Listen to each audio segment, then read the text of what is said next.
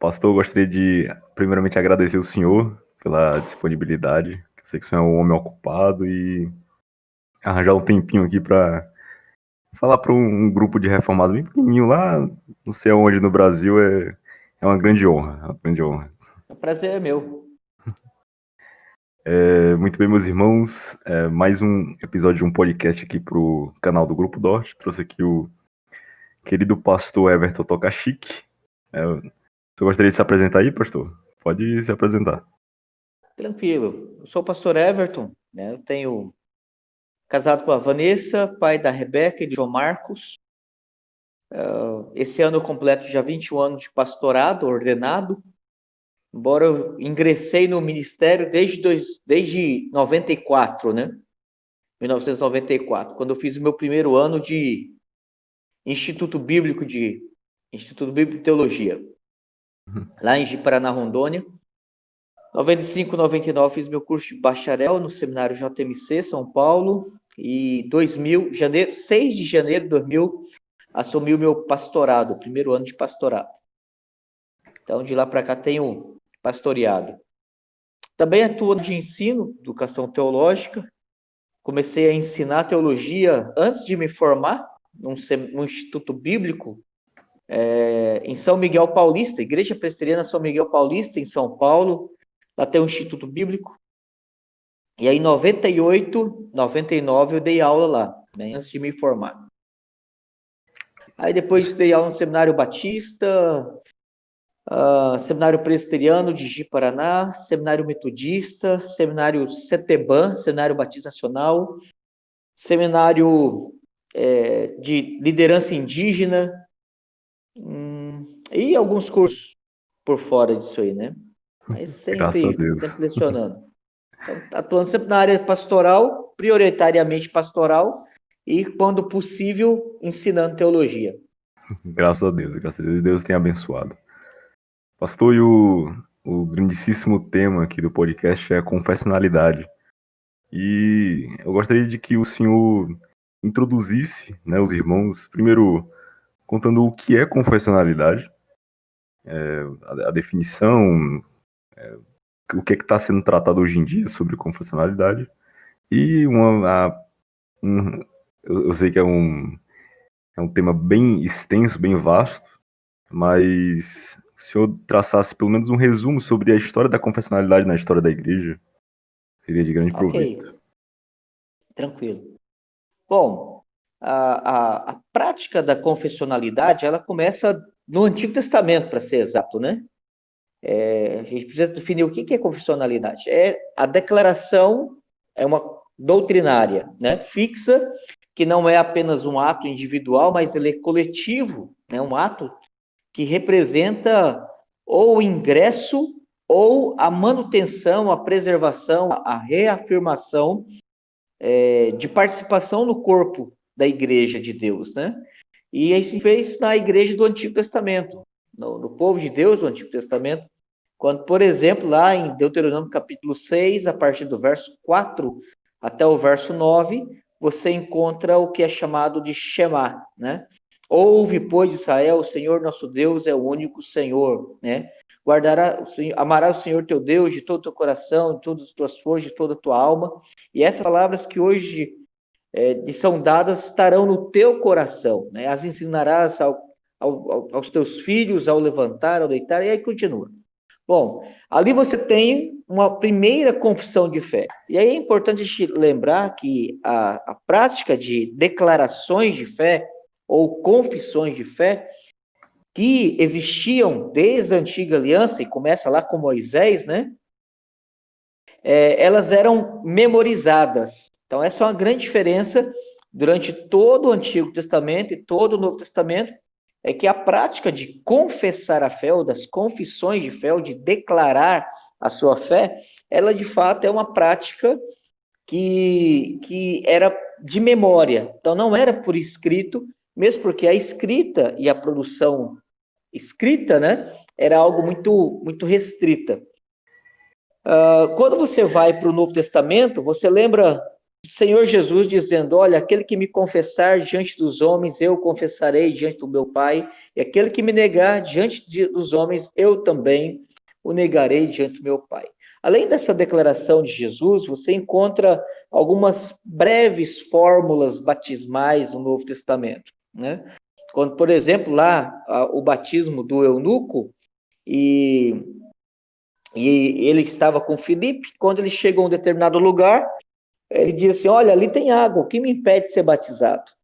E o Filipe, o diácono Filipe, que também era um evangelista, diz assim: bom, se creres de coração, é lícito que seja batizado. E aí ele diz: sim, eu creio que Jesus é o Filho de Deus, né? Bom, essa declaração, sim, eu creio que Jesus é o Filho de Deus, não foi uma invenção do eunuco. Essa fórmula, eu creio que Jesus é o Filho de Deus, ela foi exigida, ela era exigida no século I, no ato do batismo. Sem essa declaração, como parte da liturgia batismal, o indivíduo não era batizado, né? Então ele precisava dizer: sim, eu creio que Jesus é o Filho de Deus, e aí o batizador declarava a fórmula batismal, que também é uma confissão de fé. E eu te batizo em nome do Pai, do Filho e do Espírito Santo. Então você tem essas fórmulas batismais. Você tem Paulo depois animando Timóteo, né, dizendo: olha, Timóteo, guarda a boa confissão, né, que você fez diante do presbitério. Então, a prática de confessar, a ideia de declarar. E aí, você tem já no primeiro século o surgimento do que veio a ser conhecido como o credo apostólico, né? Creio em Deus Pai Todo-Poderoso, creio em Jesus Cristo, seu único Filho, creio no Espírito Santo, né? Creio na igreja e etc. E aí você tem essa fórmula sendo expandida depois em reação aos movimentos heréticos, né? Especialmente o arianismo, que é uma heresia unitarista que nega a trindade. Continuou o credo calcedônio, o credo niceno, o credo constantinopolitano e assim por diante. E aí você tem toda a Idade Média praticando também esses credos, né? O credo apostólico sendo ampliado. O formato final do credo apostólico só se deu no final do século VII, né, depois de Cristo, né? Então, como nós o temos hoje, o credo apostólico, ele finalizou no século VII, depois de Cristo. No século XVI, os reformadores, eles lançaram mão de confissões e de catecismos, né? E aí eles, trabalhando de uma forma um pouco mais elaborada, eles então começaram a produzir os seus catecismos, os seus credos, as suas confissões, de modo que aquilo pudesse resumir e apresentar diante dos príncipes, do imperador Carlos V, diante dos conselhos municipais, a crença, a doutrina que eles estavam advogando. E, obviamente, que servia como um documento, né? Um documento civil e também um documento eclesiástico, né? Às vezes a gente esquece. Por isso que as confissões, Confissão Belga, a Confissão de Westminster, né? Você tem esses documentos contendo capítulos que são esclarecimentos dos posicionamentos políticos da igreja e dos reformadores quanto a assuntos civis, né? Magistrado civil, do casamento, dos votos, dos juramentos, são assuntos civis, né? E que eles precisavam também, junto da sua fé, falando sobre a Trindade, a divindade de Cristo, sobre o decreto, sobre a salvação, era necessário também que eles pudessem mostrar que a confessionalidade não era apenas algo restrito à igreja, mas que participava na esfera pública e que tinha uma teologia não somente eclesiástica, mas o que chama-se hoje de teologia pública, né? Aplicada à sociedade, ao cristão enquanto cidadão civil. Bom, e aí vem a chamada prática da confessionalidade, né? A prática da confessionalidade se dá no momento que alguém ele quer tornar-se membro de uma igreja reformada e ele então precisa fazer um juramento, o que nós chamamos de profissão de fé, né? Professar a fé nada mais é do que confessar a fé. Ele declarar, correspondendo de forma positiva, que ele crê, que ele conhece, que ele crê, que ele concorda e que ele vai viver e ensinar esse conjunto de doutrina. No caso da Igreja Presbiteriana, a Confissão de Fé de Westminster, o Breve Catecismo e o Catecismo Maior. Então, ele abraça essa doutrina, ele abraça esse corpo doutrinário e ele se compromete. Isso como membro, né? Isso volta a repetir-se quando ele, então, é indicado e eleito para oficiar da igreja, diácono e presbítero. Então, nesse sentido, ele precisa novamente, quando ordenado diácono ou ordenado presbítero, ele passa por uma nova sabatina e novamente ele reafirma diante da igreja, com votos, com juramentos, a concordância, a submissão e o compromisso de praticar e ensinar a nossa confessionalidade, nossos documentos doutrinários, né? Bom, se o camarada vai para o seminário, ele é examinado como membro, primeiro, depois ele é examinado como aspirante, depois é examinado como candidato, aí ele vai para o seminário, faz o curso, terminando o curso, ele retorna e agora ele é examinado como candidato ao ministério. Ele é licenciado, pós-licenciatura, ele novamente ele é examinado para a ordenação. Em todo esse processo de exames, de vários exames, ele constantemente é examinado quanto à sua fidelidade e compromisso confessional, né? E ele, obviamente, por uma questão de proforme, por processo, né? Por exigência do próximo processo de ordenação, é necessário que ele ratifique, que ele confirme o compromisso confessional com a igreja, com esses documentos, né? E aí, obviamente, um presbitério ou outro vai ser mais zeloso, ou um presbitério ou outro, ele vai ser relapso, né? Ele vai descuidar da ênfase confessional e, às vezes, se apegando mais a questões pastorais, a questões exegéticas, a prática moral e alguma coisa assim, né? Do que realmente a preocupação em exigir, em explicitar o compromisso integral dele com os documentos da igreja. Aí vem outro ponto que é importante nós pontuarmos aqui, né? Como que deve ser a subscrição confessional? Existem basicamente dois modelos. O modelo chamado subscrição integral e a subscrição ampla, né? Em inglês seria subscrição estrita ou subscrição lata, né? Ampla, ou subscrição de sistema, também chamada, a subscrição ampla também é chamada de subscrição de sistema. Então vamos entender por que existem essas duas diferenças, né? A subscrição estrita ou integral, ela foi uma subscrição, ela é, né, a subscrição padrão das igrejas reformadas. Então, desde lá do século XVI até o século XIX, até o século XIX, havia apenas um modelo aceito entre as igrejas reformadas, as igrejas calvinistas. Apenas a prática da subscrição integral, até o século XIX. Então, a subscrição integral significa o seguinte, que o candidato a membro ou a ofício, quer diácono, presbítero ou pastor, no ato do seu juramento, ele está ali declarando que ele concorda, que ele crê, que ele submete a todo o sistema doutrinário e a toda e cada declaração, cada doutrina contida, presente ali naquele documento.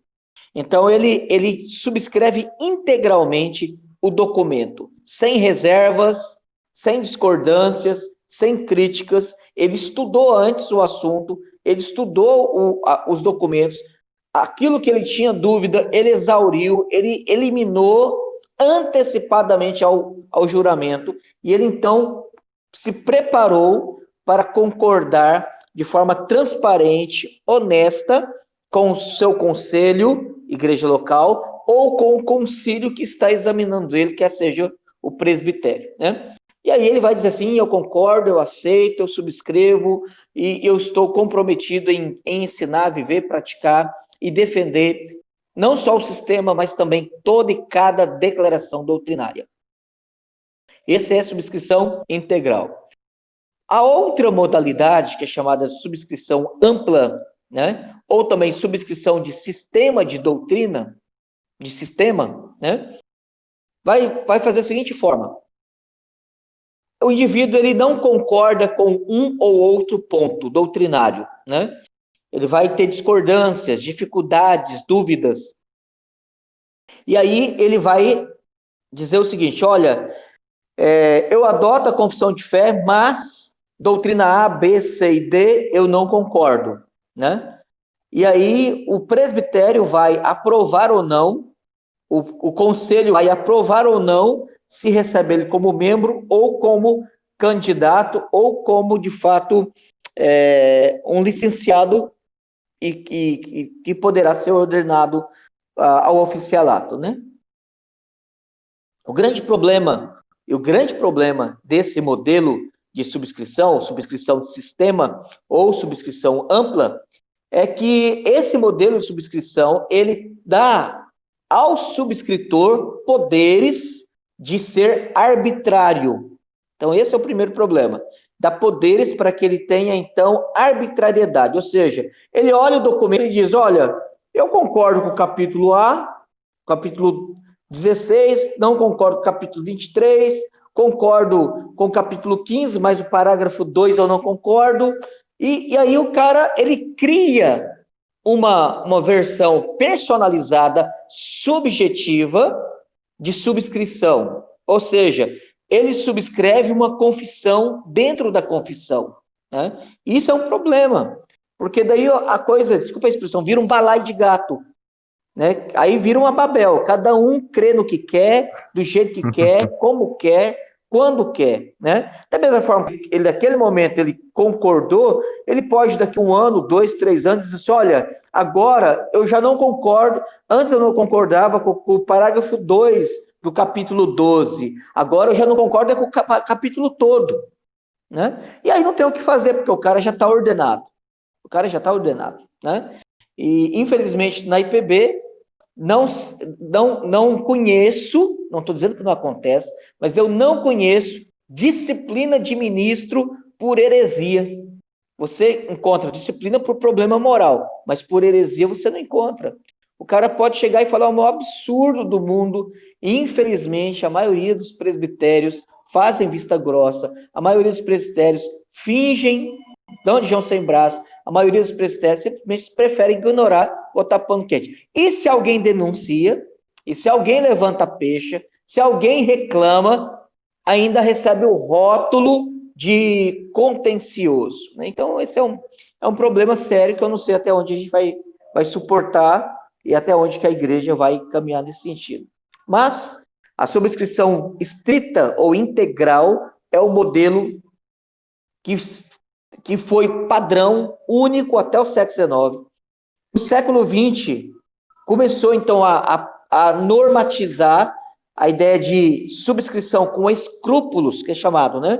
A prática de escrúpulos ou reservas. Aqui no Brasil estão chamando de qualificações, né? Então, a subscrição com qualificações, ou seja, eu qualifico o que eu quero e o que eu não quero aceitar na confissão de fé, né? Para que a gente possa viver um presbiterianismo possível. Só que esse discurso, embora ele seja interessante, e talvez para muita gente o que vai tornar o presbiterianismo possível unido, na verdade ele é uma proposta de apostasia. Esse é o problema. É uma proposta de apostasia. Porque se eu começo a fragmentar, a mutilar, a palavra é essa, mutilar a confissão de fé na minha subscrição, o que me impede mais para frente de que eu formalize uma revisão e uma mutilação documental na confissão de fé? Nada. Eu já fiz isso na minha ordenação, por que eu não posso fazer isso documentalmente? Eu adaptei ela para minha conveniência na hora que eu jurei a ordenação, por que eu não posso fazer com que ela se padronize, tirando todas as declarações que eu considero indesejáveis, né? Então, a prática da confissão, ela precisa ser integral. A boa notícia, e aí, tá, antes que alguém pergunte assim, mas tá, a IPB, Igreja Presbiteriana do Brasil, Presbiteriana do Brasil, ela adota oficialmente a subscrição integral ou a subscrição ampla, né? A boa notícia é que ela adota a subscrição integral, né? Isso, tanto na Constituição, aí se alguém fala assim, mas não tem como mudar isso, né? É possível mudar? Bom, para mudar isso, a gente teria que fazer uma revisão na nossa Constituição, né? O que, graças a Deus, é muito difícil fazer, né? Então, aí a apostasia tem que ser com força mesmo, né?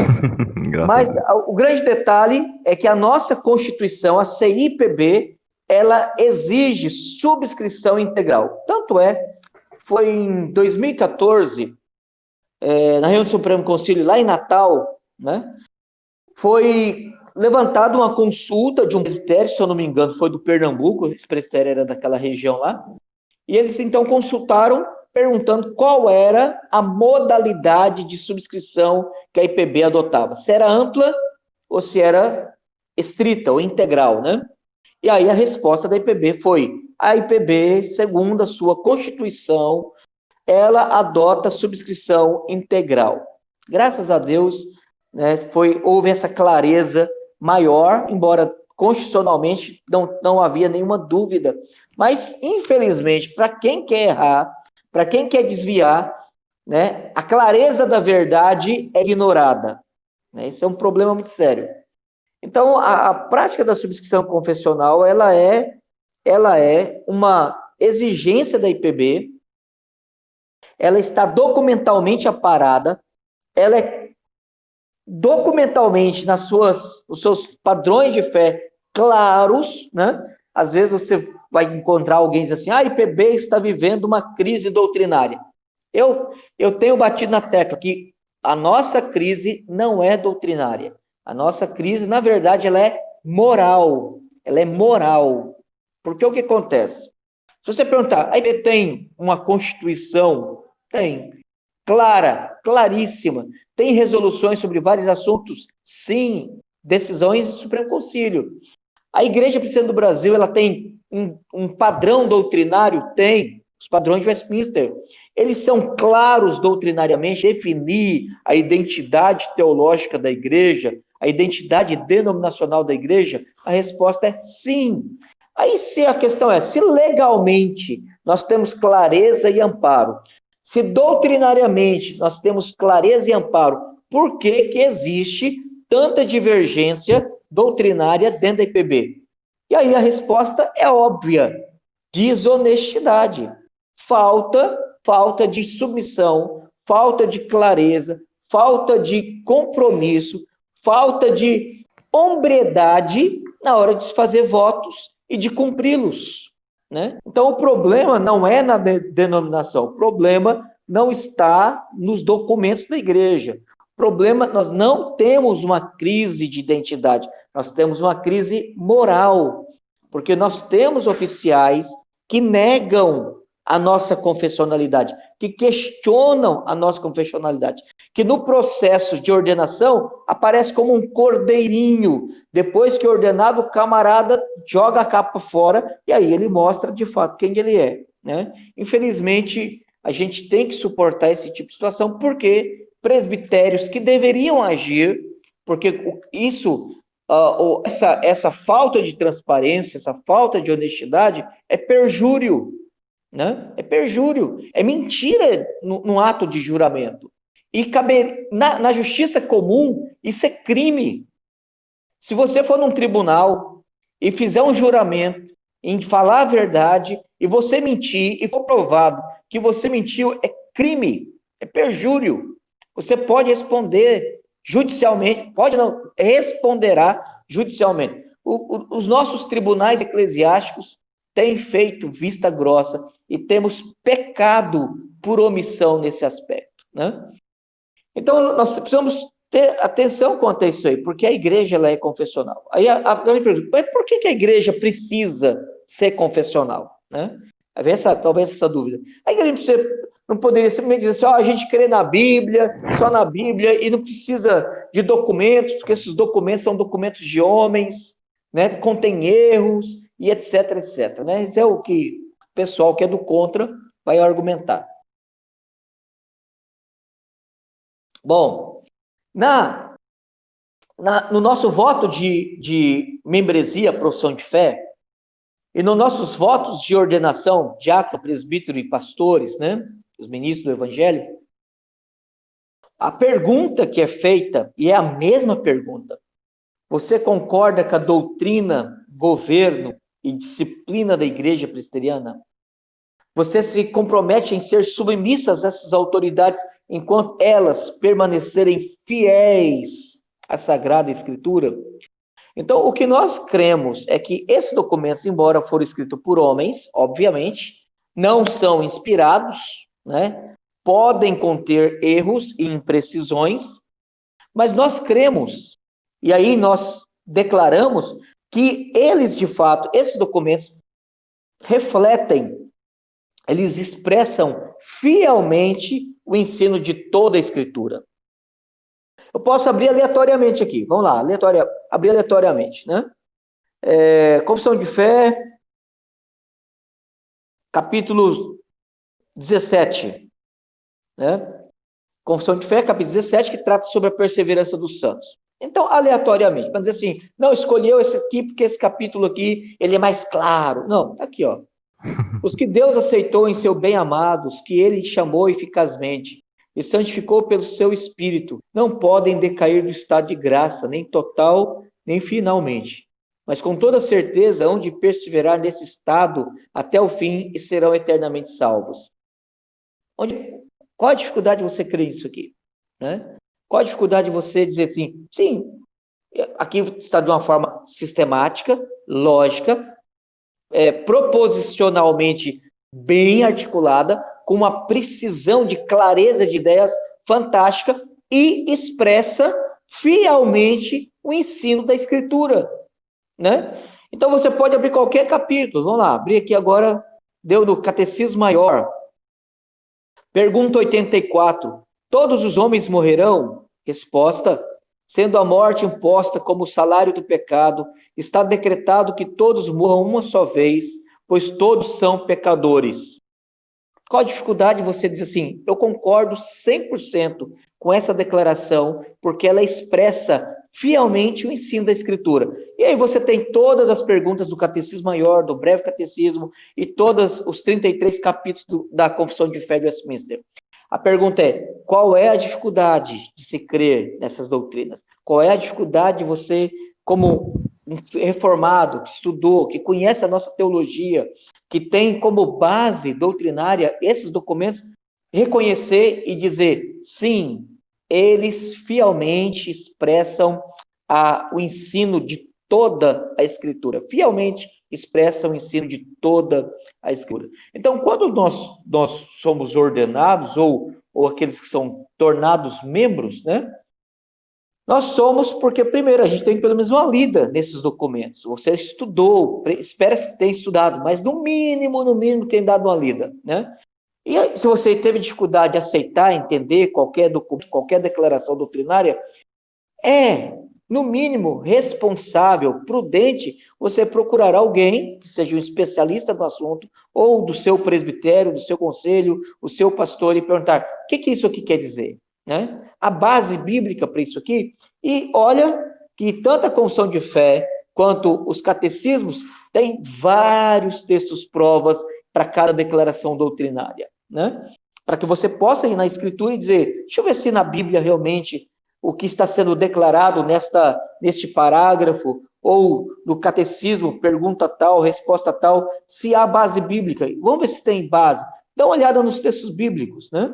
Para que a sua consciência, de fato, esteja cativo à Escritura.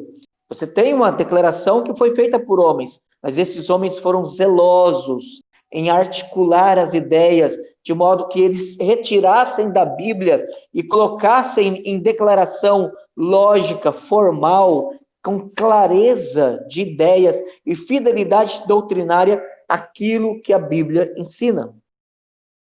Então, esse é um ponto, porque isso é importante. E é importante porque a confessionalidade define a unidade da igreja, define a identidade da igreja, né? Então, nós podemos dizer assim, olha, nós, enquanto calvinistas reformados, nós somos submissos à autoridade da Escritura, nós cremos na soberania de Deus, nós somos calvinistas, nós somos, cremos na doutrina da predestinação, nós cremos no cessacionismo, né?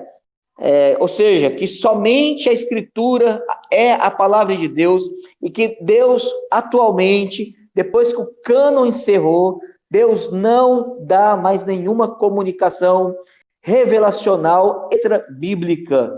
Isso está no capítulo 1º, parágrafo 1º da Confissão de Fé, né? Porque as antigas modalidades, diz lá a Confissão de Fé, as antigas modalidades cessaram, né? Cessaram. Então, nós somos pedobatistas, ou seja, nós batizamos crianças, nós não somos milenaristas, a confissão de fé e os catecismos não nos permite crer em nenhum modelo de escatologia que defenda qualquer modelo de milênio, né? Então, você tem vários pontos doutrinários que, quando você subscreve, você já se enquadra dentro deles. Você já disse, olha, eu sabendo ou não que existe essa posição, eu já estou dentro dela, né? E aí a vida continua. Quer fazer alguma pergunta? Não, se o senhor tiver terminado, gostaria de perguntar como, então, a confessionalidade se perde ao longo das igrejas tradicionais, tomando como exemplo a Psiuessei, por exemplo, a famosa Pecusa. Como é que a confessionalidade se perde? A confessionalidade se perde, primeiro, por causa do desprezo da Escritura. É interessante. Não é desprezando as confissões, os credos e os catecismos que se perde a confessionalidade. Interessantemente, o desprezo pela Escritura, pela doutrina da inspiração, a inerrância da Bíblia, leva o próximo passo, que é desprezar os documentos que representam o fiel ensino da Escritura. Porque se nós cremos que a Bíblia é um livro que é a palavra de Deus, e que este livro, que é a palavra de Deus, ele é inspirado e ele é inerrante, então, a partir daí, eu posso formular declarações doutrinárias que podem refletir a exatidão do ensino da Escritura. Então, por quê? Porque eu tenho um padrão fixo, que é a Bíblia. Eu tenho um padrão inerrante. Curiosamente, antes da PCOSA, a Pecusa, se apostatar, e foi um processo que durou cerca de 70 anos, na verdade, ela começa com infiltrações do liberalismo teológico, né? Qualquer ideologia que tome o lugar da Bíblia ou que se coloque no mesmo pé de igualdade que ela, isso é o processo de apostasia de uma denominação, né? A nossa igreja-mãe, na virada do século XIX para o século XX, ela começou a abraçar e a permitir a infiltração da teologia liberal nos seus seminários, nos seus presbitérios. E uma das coisas que a teologia liberal faz é negar a autoridade da Bíblia, a inspiração da Bíblia, a inerrância da Bíblia, a veracidade histórica de personagens, de eventos, de situações, de profecias da Bíblia. A partir do momento que você começa a negar, questionar essas coisas, isso aqui não tem valor nenhum. Porque se você está negligenciando e destruindo o fundamento, a autoridade fundamental da igreja, que é a Bíblia, você destruiu tudo. Aí você não tem mais como elaborar a doutrina porque a fonte, a referência, que é a Bíblia, ela perdeu a autoridade. Então, esse foi o primeiro ponto. Você tem infiltrações teológicas dentro da... Curiosamente, existia naquele período um modelo, né, de teologia marxista que é mais antigo do que a teologia da libertação. Era chamado de teologia do evangelho social. Pouca gente lê sobre esse assunto, mas o que nós tivemos ressurgindo na década de 60 como teologia da libertação, né, que é uma teologia totalmente liberal e marxista, e que agora no século XX surge, né, com o nome de TMI, Teologia da Missão Integral, é a mesma proposta. O evangelho veio para cuidar das necessidades do homem, o homem que é pobre, que é necessitado, que padece preconceitos e se você pegar teologia do evangelho social, teologia da libertação, TMI, é o mesmo discurso, é a mesma conversa. Muda o período, muda algumas ênfases, mas é a mesma conversa. Então você tem o evangelho social, a teologia do evangelho social infiltrando, teorias críticas da Bíblia infiltrando, os seminários sendo corrompidos, e aí, obviamente, sendo formados pastores que não tinham tanto zelo e não tanta confiança. Bom, em 1924, surge um documento, acho que 24 ou 27, eu não estou lembrado agora a data exata, surge um documento no mês de fevereiro desse ano, 24 ou 27, que é chamado de Auburn Affirmation. Auburn Affirmation, a Declaração de Auburn. Cerca de 70 pessoas, mais ou menos, subscrevem esse documento, né? Quando é no mês de maio, ele surge em fevereiro, quando é no mês de maio, você já tinha cerca de 1.300 pessoas assinando esse documento. Quando julho, teve a Assembleia Geral, que é o Supremo Conselho deles lá, né? E o documento foi aprovado. Que documento era esse? Era um documento em que eles diziam o seguinte: a discordância ou negação de um ou desses 5, eram 5 doutrinas, de uma ou das 5 doutrinas aqui declaradas, né? Elas não poderão servir, a negação não poderá servir de base de impedimento para a ordenação, nem motivo de cassação dos ordenados, né? Qual e quais doutrinas poderiam ser negadas, e que não acarretariam em disciplina nem cassação de ministério? Inspiração da Escritura, divindade de Cristo, os milagres de Cristo, ressurreição de Cristo e o retorno físico de Cristo. O camarada poderia negar uma dessas doutrinas, ou as cinco, e ele não sofreria disciplina, nem seria impedido de ser ordenado.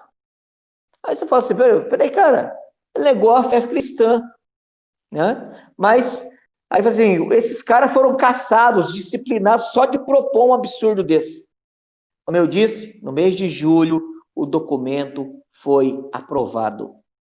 Até aquele ano, é 24 ou 27, até aquele ano, a Pecusa era conhecida como sendo uma das denominações que era o bastião da ortodoxia conservadora norte-americana, né?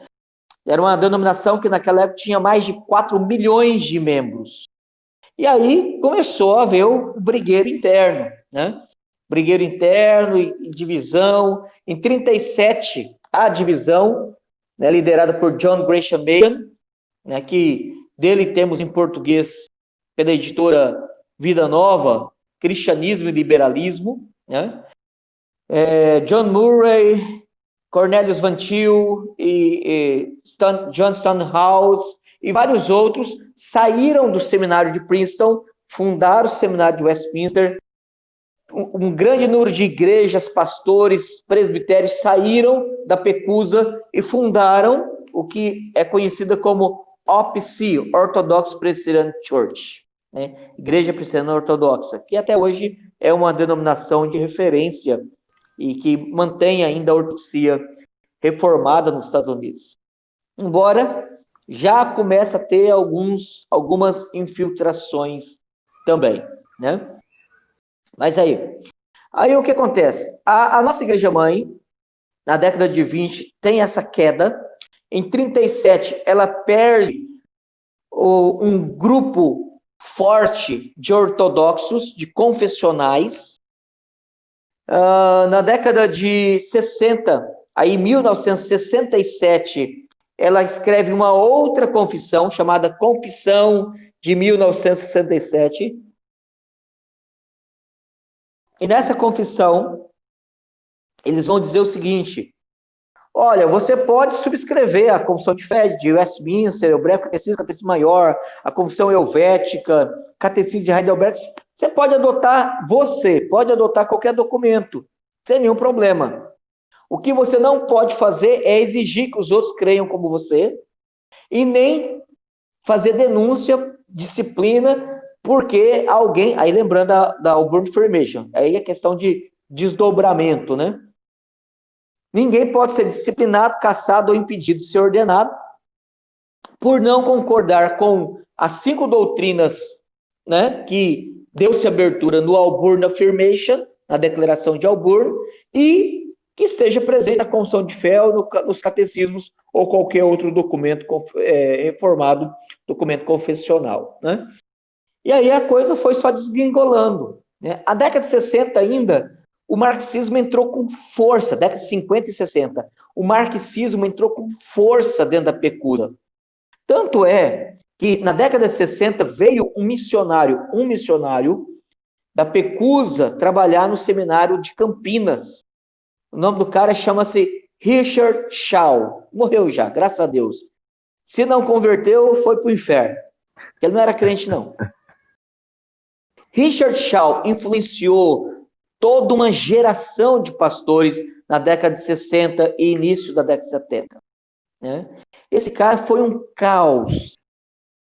Só para você ter ideia, Rubem Alves, não sei se você conhece Rubem Alves, ficou famoso no Brasil por ser escritor, literato, né? Um cara que era muito inteligente, mas esse cara que começou a vida como pastor presbiteriano, fez mestrado, doutorado, esse cara não era crente, né? E o mentor dele foi Richard Shaw. Ele foi o cara que propôs o que ele chamou na época de teologia da esperança. E ainda na década de 60 recebeu outro nome, teologia da libertação. Richard Shaw era marxista, ele era esquerdista, né? E infiltrou o esquerdismo na IPB. Inclusive, na década de 60, o que seria a Confederação Nacional de Jovens, né, da Igreja Presbiteriana, seria a confederação da UMP da época, né, década de 60, precisou ser dissolvida. Tamanha era a militância esquerdista na diretoria nacional dos jovens da IPB. Então, coisas absurdas aconteceram nesse período. Então, o que estava apodrecendo nos Estados Unidos, a PECUSA que estava já seguindo a largos passos para a apostasia, ela também estava influenciando as suas igrejas filhas, dentre elas a IPB, né? Graças a Deus, na década de 70, Deus levantou Bonerges Ribeiro e uma equipe para trabalhar na IPB, na direção da IPB, na presidência da IPB, e aí foi tratado. Teve pastor cassado, seminário fechado, seminário setentrional, como era conhecido, o Seminário do Espírito Santo, lá em Vitória, que hoje existe e é uma faculdade para lá de liberal, teologicamente falando. Os caras lá não creem em nada mais, né?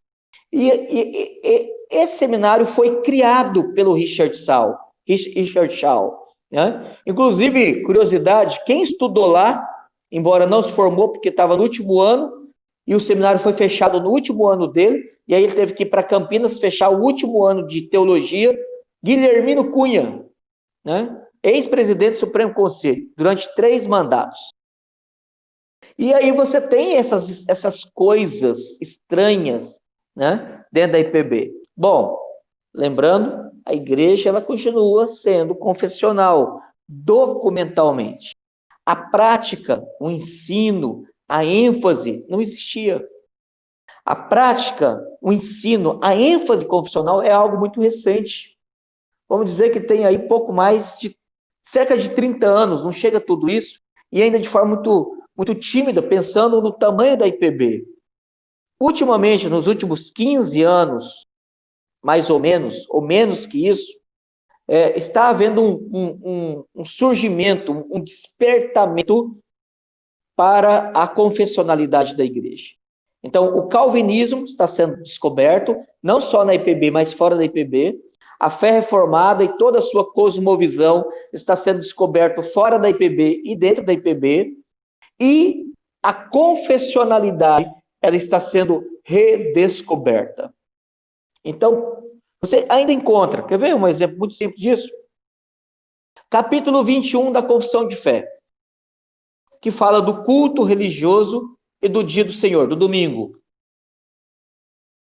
Esse capítulo, para mim, é a maior prova de ignorância, no sentido de não conhecer a nossa teologia, ou pior, de conhecer e desprezar, né?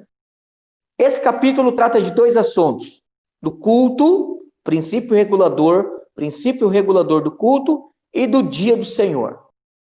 Se você for na maioria das igrejas presbiterianas, e eu estou falando daquelas que eu conheço, e você entrar, você vai levar um susto, porque o culto, em geral, despreza ou ignora o princípio regulador do culto. Esse é o detalhe. Outro detalhe prático, ainda dentro do capítulo 21 da Confissão de Fé. Dia do Senhor, muitos pastores, presbíteros, diáconos, membros de igrejas, no dia do Senhor, jogam videogame, vão assistir filme, vão no cinema, vão no shopping, fazem tudo o que poderia fazer, quebrando o que explicitamente é ensinado quanto ao dia do Senhor, e você fala assim, mas peraí, hoje não é o dia do Senhor? Né? E aí, se você questiona aquilo que o camarada jurou, ele jurou quando ele se tornou membro, ele jurou quando ele foi ordenado oficial, espera-se que ele pelo menos leu, aí ele vai olhar e fala assim, não, mas isso é radicalismo. Mas peraí, o seu juramento, você concordou. O seu juramento, você disse diante de Deus, diante da igreja, diante do concílio que te ordenou, que sim, você concordava. Sim, essa era a sua convicção, né? Que você subscrevia. Então, a gente acaba descobrindo coisas absurdas, né? Dentro da igreja e falta de coerência. E, novamente, eu volto. O problema não é crise doutrinária. O problema é uma crise moral. Ok? Então, acho que esse é o problema. E aí, quando você vai para o camarada, aí usando novamente o capítulo 21, né, que fala do culto e do dia do Senhor. Você vai nessas igrejas em que o pessoal despreza o princípio regulador do culto e despreza o dia do Senhor, olha quem que eles gostam de ouvir em termos de música. Né? Verifica o que eles gostam de fazer no dia do Senhor. Ou um pouquinho mais, né? Como que eles interpretam o quarto mandamento da lei do Senhor, o decálogo, o quarto mandamento, o dia do Senhor. Né? Aí o camarada fala assim, não, os 10 mandamentos são hoje, mas o quarto mandamento não. Então são só 9, né? Na verdade, o cara, para ele, os 10 mandamentos só tem 9, porque o dia do Senhor vai para o buraco, né? Para ele é radicalismo. Então, aí você fala assim, peraí, cara, como é que fica esse negócio? E aí, esse descompromisso com a autoridade da Escritura gera também falta de compromisso confessional. Então, você percebe que, embora ele ataca a confessionalidade, mas, na verdade, a rebeldia dele é contra isso aqui.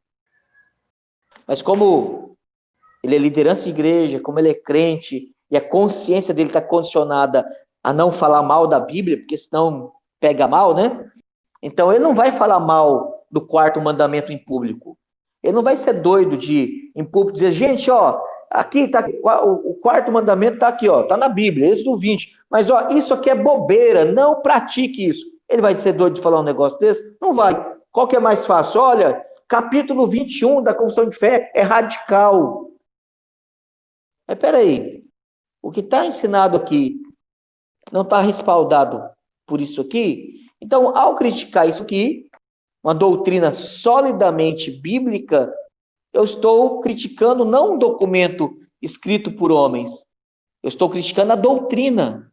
E ao criticar a doutrina, se ela é fielmente bíblica, eu estou criticando a Bíblia. É isso que nós precisamos ter clareza. O problema da confessionalidade começa quando nós temos uma frouxidão de compromisso com as Escrituras.